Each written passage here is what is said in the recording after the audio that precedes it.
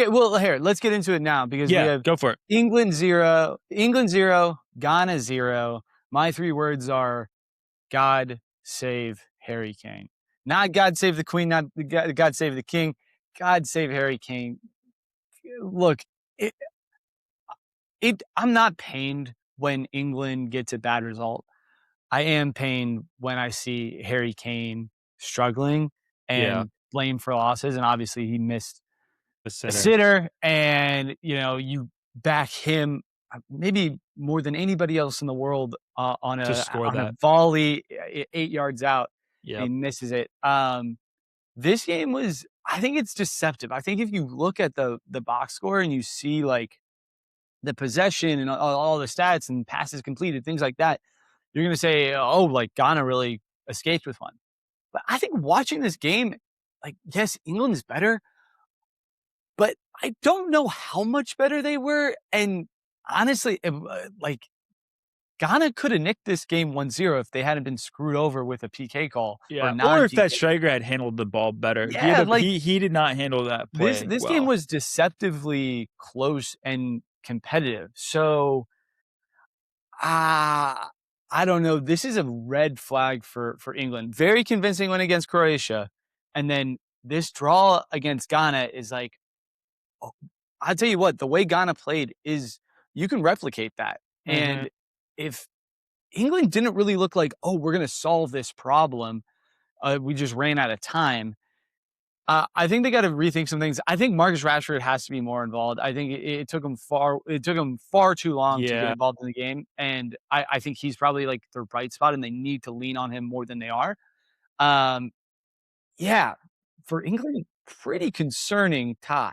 very concerning, and it's funny, this Ghana team is what I thought Senegal would be, meaning they were gonna be good defensively, they'd sit in, make you beat them in a low block, and then they'd hit you on the counter with their speed up top. That was what I thought Senegal would do, and they haven't done that very effectively, but this Ghana team did that extremely well against England, and I agree with you,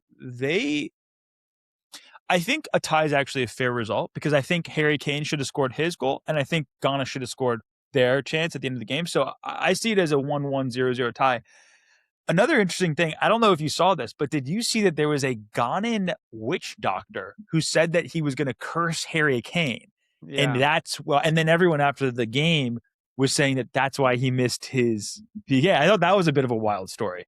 it it is, and I like it. I'm here for it, but brother, Harry Kane has been cursed for Yeah, quite some time. right. You're pretty late to the party. You're late to the party.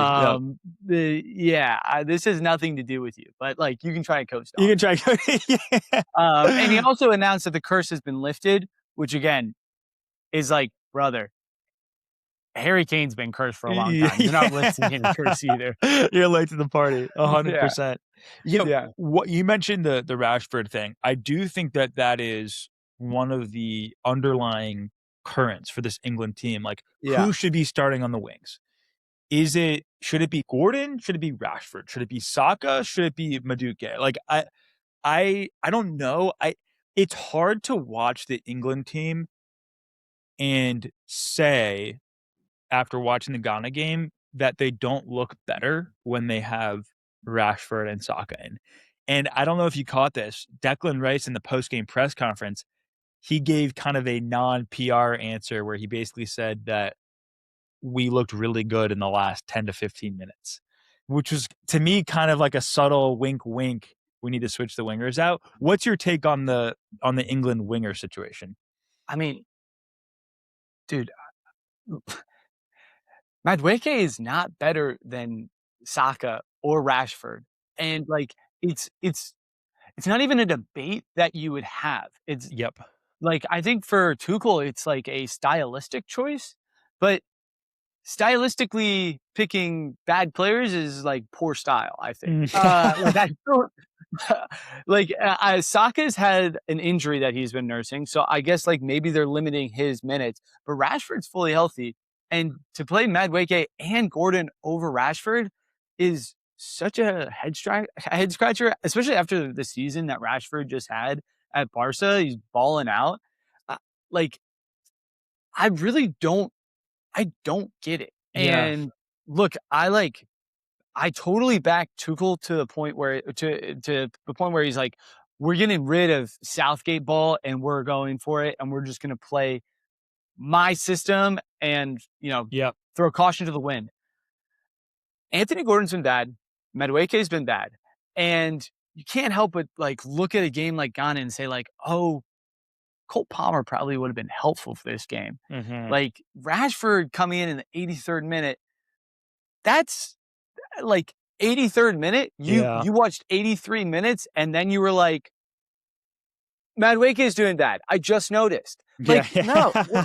no. What are you thinking? Like, I know. that's not enough time. You're giving him 7 minutes to go change the game. Uh, It's a I, head scratcher. it is a head scratcher. And I will say this is the biggest problem when you have really competent managers, is that they're very smart. They're used to being right all the time, and it's very hard for them to admit when they've got something wrong.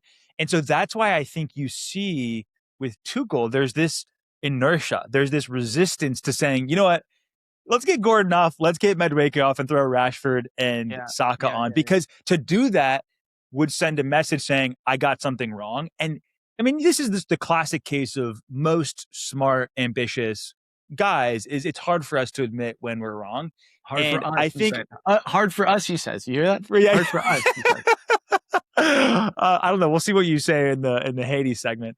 But I do think that if you're watching this game, just objectively, and again, I love using the amnesia test. Like if you were to just like wake up with amnesia and you're trying to figure out like who are the best players that England has, you can't watch the first two games and tell me that it's Gordon over Rashford. You just can't. And so Yeah, I yeah, think Tuchel needs to make the change.